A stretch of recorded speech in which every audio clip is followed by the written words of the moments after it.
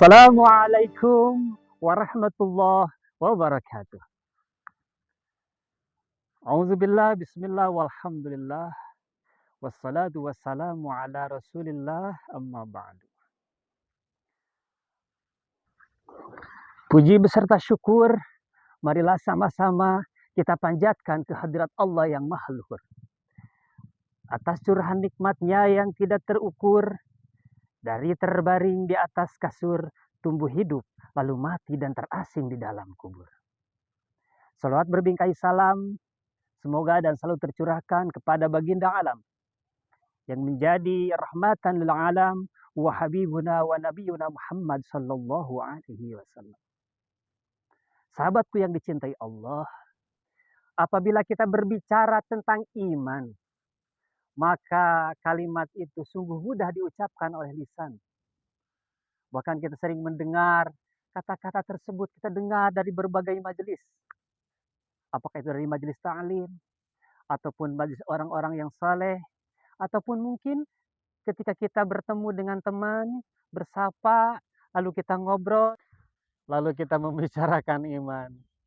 Terkadang sengaja ataupun tidak, dalam suatu obrolan, kita sering begitu mudahnya, begitu gampangnya berbicara tentang iman. Bahkan iman didiskusikan, bahkan iman diseminarkan. Masya Allah, begitu mudahnya iman dikatakan oleh lisan. Tapi ingatlah saudaraku, maka iman yang sesungguhnya bukan hanya iman yang dikatakan oleh lidah. Bukanlah iman yang diikrarkan saja. Akan tetapi kesempurnaan iman itu harus mencukupi 3, saudaraku. Iman yang sesungguhnya adalah iman yang mencukupi 3 unsur. Yang pertama ada unsur ikrarun bil lisan. Yang diakui dengan lisan. Yang diikrarkan dengan tegas. Yang diikrarkan dengan begitu lantang. Siapa Anda? Saya orang beriman. Saya mukmin. Siapa Anda? Saya orang muslim. KTP saya Islam. Berarti saya orang muslim. Di kartu keluarga saya Islam. Berarti muslim dong. Bahkan nama saya sendiri juga muslim. Misalkan, ini contoh saja.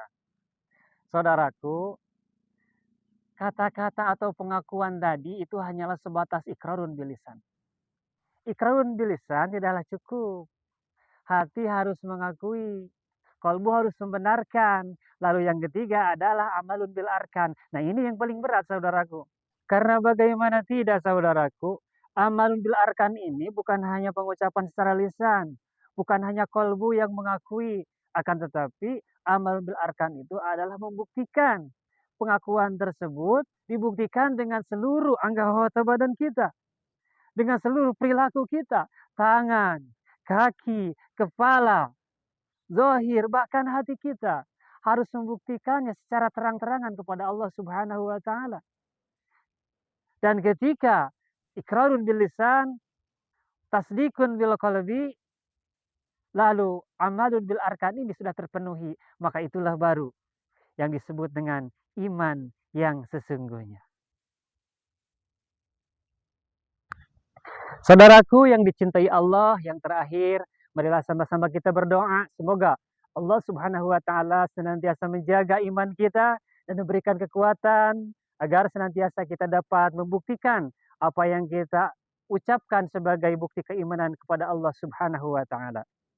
Mungkin ini saja yang dapat saya sampaikan. Wallahul muwaffiq ila aqwamit thariq.